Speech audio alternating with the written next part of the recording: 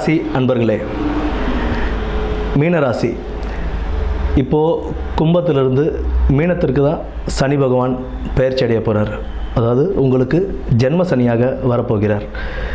ஜென்ம சனியாக வரும்போது உங்களுக்கு 3ஆம் இடமான ரிஷபத்தையும் 7ஆம் இடமான கன்னியையும் 10ஆம் இடமான தனுசு ராசியையும் சனி பகவான் பார்க்குறார். இதில் 10ஆம் இடமான தனுசு ராசியை சனி பகவான் பார்க்கும்போது உங்களுக்கு தொழிலில் ஒரு நல்ல ஒரு முன்னேற்றத்தை ஏற்படுத்தி கொடுப்பார். கடின உழைப்பால் தொழிலில் ஒரு நல்ல முன்னேற்றத்தில் நீங்கள் நல்லபடியாக வர முடியும். 4ஆம் இடமான மிதுனத்துக்கு குரு பகவான் மே மாதத்தில் பெயர்ச்சி அடைய போகிறார்.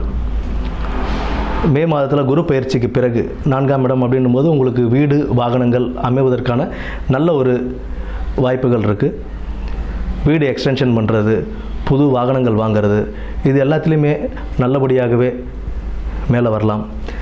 இதில் குரு பகவான் தன்னுடைய ராசியான தனுசு ராசியையும், அதாவது உங்களுக்கு 10ஆம் இடத்தையும் குரு பகவானும் சனி பகவானும் பார்ப்பதனால உங்களுக்கு நல்ல ஒரு தொழிலில் நல்ல ஒரு முன்னேற்றங்கள் கிடைக்கும். இதில் 12ஆம் இடமான கும்பத்தையும் குரு பகவான் பார்ப்பார்.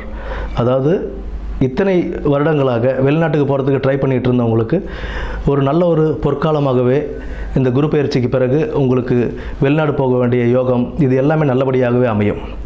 ஏன்னா 12ஆம் இடத்தை குரு பகவான் பார்க்கும்போது உங்களுக்கு அதில் இருந்த தடை தாமதங்களை நீக்கிட்டு நல்ல ஒரு கம்பெனியாக பார்த்து நீங்கள் நல்லபடியாக போய் ஜாயின் பண்ணுறதுக்கான வாய்ப்புகள் நிறைய உண்டு. ஏன்னா 10ஆம் இடத்தை சனி பகவானும் குரு பகவானும் சேர்ந்து பார்க்கறதுனால உங்களுக்கு தொழிலில் நல்ல ஒரு மேன்மைகள் கிடைக்கும். சனி பகவான் ஜென்ம சனியாக உட்கார்ந்துருக்கிறதுனால வண்டி வாகனங்களில் போகும்போது கொஞ்சம் கவனங்கள் தேவை. அண்டு உடல் உபாதைகள் சின்ன சின்ன உபாதைகளாக இருந்தாலும் அதை உடனே போயிட்டு நம்ம சரி பண்ணிக்கிறது ரொம்ப ஒரு நன்மையை கொடுக்கும். நன்றி.